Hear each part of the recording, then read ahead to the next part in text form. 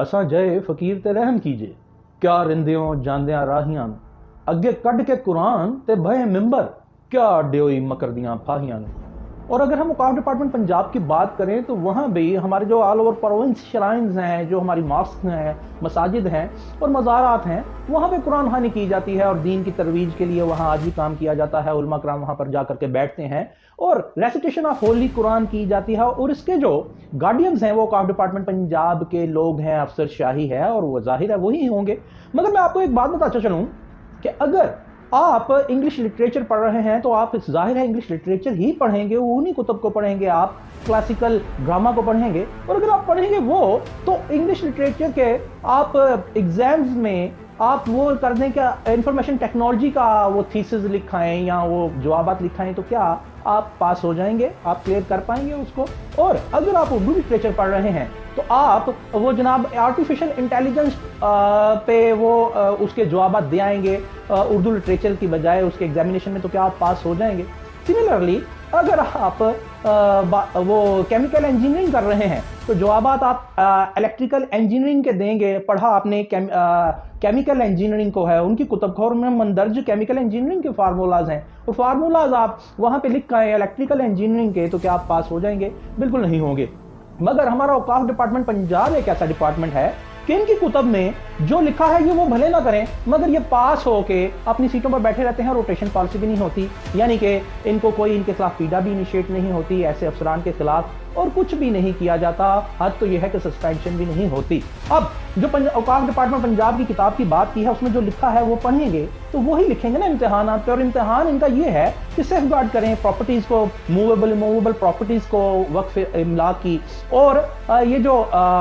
Funds हैं जो revenue generate होता है उसको सेफ गार्ड करें। और जो इनकी किताब में लिखा है उस पर ये अमल ही नहीं करते, यही इनका इम्तिहान है। मगर ये पास होकर अपनी सीटों पर विराजमान बैठे रहते हैं। अब वो किताब क्या है? वो पंजाब वक्फ प्रॉपर्टी रूल्स, पंजाब वक्फ प्रॉपर्टी अकाउंट रूल्स 1984 है। उसका फॉर्म 1, उसका फॉर्म 2 और उसका फॉर्म 3 और चंद और चीजें क्या कहती हैं ये मैं आपको बता देता हूं। अब जो है मूवेबल प्रॉपर्टीज है, यानी जितनी भी प्रॉपर्टीज हैं जिन्हां से किराए आते हैं, बिल्डिंग्स आती हैं, वो एग्रीकल्चरल लैंड है, कमर्शियल है, डोमेस्टिक है, उनका जनाब वो रजिस्टर्ड एक मुरतब होगा फॉर्म 1 की शक्ल में। वो चीफ एडमिनिस्ट्रेटर और मुतलका मैनेजर औकाफ, डिविजनल मैनेजर औकाफ के पास वो जनाब मौजूद होगा। उसमें सारी तफसील मौजूद होगी। तो ये किस तरह मुमकिन है कि फिर किरायों की मद में या किसी किस्म के भी जनाब पोजेशन, डिसपोजेशन या ऑक्यूपेशन के चक्कर में ये किस तरह कैसे मामला सामने आ जाते हैं जब वो रजिस्टर्ड मेंटेन होता है, क्रॉस चेक होता है, एग्जामिन होता है, एक लेयर दर लेयर एक कानून की इनकी किताब की जनाब ये तशरीहात तारीफात हैं, तशरीहात हैं, मगर ऐसा हो जाता है। और अगर हम आए जो प्रेशियस किस्म के तोहफे, तहाइफ, नजराने तमाम वो कैश बॉक्सेस में डाले जाते हैं ज़ायरीन की तरफ से, मानने वालों की तरफ से, ऑल ओवर प्रोविंस सोना चांदी दीगर कोई अजनास डाली जाती हैं, तो उनके लिए भी एक फॉर्म 2 रजिस्टर्ड मौजूद है कि उसको हम दर्ज करेंगे अलहदा से। और उसके बावजूद वो क्रॉस चेक होगा और वो जनाब लेयर दर लेयर उसमें सिक्योरिटी मेजर्स हैं जो लिखे गए हैं, और उनको अडॉप्ट करने के बाद ऐसा कैसे हो जाता है। जैसे एक मैं मिसाल दे दूं कि जिस तरह लाल शहबाज कलंदर के हम श्राइन से हमने देखा कि जनाब वो किलों के हिसाब से सोना चोरी हो गया, तो क्या वहाँ पे वो ये कवानीन मुख्तलिफ होंगे या पंजाब में मुख्तलिफ हैं? ऐसा नहीं है। और पंजाब में भी रिसेंट पास में हम देख चुके हैं कैश के मामले में, इस तरह की चीज़ों के मामले में गतरबूद हुई है, करप्शन हुई है, मगर कुछ होता नज़र नहीं आता। लेकिन ये किस तरह हो जाता है जब ये सब मंदर्ज होता है। और अगर हम फॉर्म 3 की बात करें, कैश बॉक्सेस की, वहाँ पे ये मंदर्ज है कि आप रोज़ाना खोलेंगे, रोज़ाना नहीं तो आप वो इंटरवल्स हैं जो दिए जाएंगे एडमिनिस्ट्रेटर या चीफ एडमिनिस्ट्रेटर की तरफ से, यानी वक्फा जात हैं, उसके दरमियान में जब भी आप वो खोलेंगे 5 दिन बाद, 7 दिन बाद, तो जनाब उसमें भी 3-4 अफराद होंगे जो उसकी स्क्रूटिनी करेंगे, और उसकी जो रसीदें हैं, जो उसका रिकॉर्ड करने का, उसका रिकॉर्ड मरतब करने का जो एक लेयर दर लेयर सिक्योरिटी का सिलसिला है, उसके बावजूद ये हाउ इज पॉसिबल कि ऐसी चीज़ें, एम्बेजलमेंट, करप्शन हो जाती है। मेरी समझ में नहीं आता जब इनकी एक किताब में, यानी ये अकाउंट्स रूल्स में ये मंदर्ज है, वो उसे पढ़ते हैं तो इम्तहान तो इनका अफसरशाही का औकाफ डिपार्टमेंट की यही है कि उस पर अमल करें, मगर ये उस पर अमल नहीं करते। और तभी तो ऐसी चीज़ें, ऐसी करप्शन, एम्बेजलमेंट सामने आती है, नहर होती है। जैसे माजी करीब में हमने ऑल ओवर प्रोविंस पंजाब भी देखा और मैंने सिंध का भी आपके साथ जिक्र किया। और अगर ये उस पर अमल करें तो भाई ये क्यों पास ना हो, मगर ये फेल भी हो जाते हैं, फिर भी ये अपनी सीटों पर विराजमान रहते हैं, डिग्री इनके पास ही रहती है, एडमिनिस्ट्रेटर की, चीफ एडमिनिस्ट्रेटर की। और مینیجر کی، اسسٹنٹ مینیجر کی، انسپیکٹر ریونیو کی، یہ ڈگریز ان کو مل جاتی ہیں.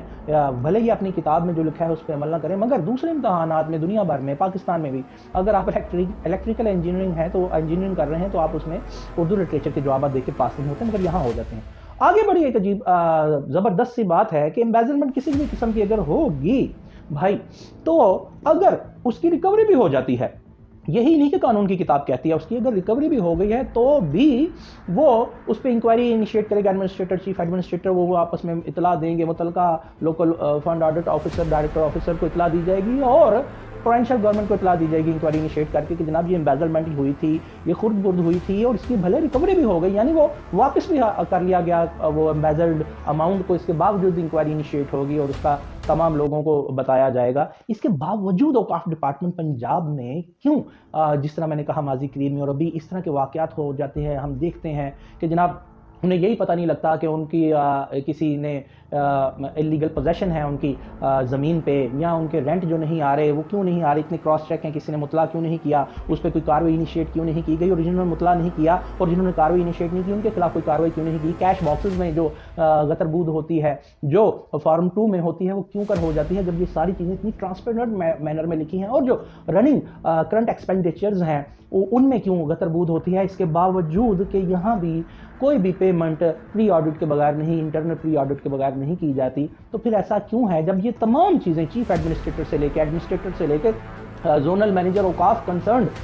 کے پاس ہونی لازم ہے، اس کو مینٹین کرنا لازم ہے، تو پھر یہ میری سمجھ سے بالاتر ہے کہ اوقاف ڈپارٹمنٹ پنجاب میں فنڈز میں یا بیش قیمتی جو چیز اشیاء آتی ہیں، یا وہ جو لنگر ہے اس میں اس کے معیار پہ، یا کہ اموویبل اور موویبل پراپرٹی کے ریونیو جنریشن میں کس طرح یہ گیپ آتا ہے، اگر یہ تمام چیزوں پہ عمل درآمد کیا جائے. تو میری یہ سجیشن ہے سیکرٹری اوقاف ڈپارٹمنٹ پنجاب سے، جنہوں نے کافی ریولیوشنری قسم کے سٹیپس انیشیٹ کیے ہیں اور کئی بندوں کو انہوں نے سسپینڈ بھی کیا ہے، مگر سجیشن یہ ہے، التماس یہ ہے کہ ان چیزوں پہ امپلیمنٹیشن کوئی بھی افسر اگر نہیں کرتا تو اس کے خلاف انہی قوانین کے مطابق کارروائی کیجیے، اور چند چھوٹے طبقے کے خلاف کارروائی کرنے سے کچھ ڈپارٹمنٹ میں بہتری نہیں آئے گی، چونکہ اس آپ کی امتحانی کتاب جو اکاؤنٹس رول 1982 ہیں ان پہ عمل نہ کرنا صرف ایک آدمی کا کام نہیں، یہ ایک چین ہے. اس چین کو دیکھیے اور اس چین کو وہ بریک کیجیے، اور اس کے بریک اپ کے واسطے آپ کو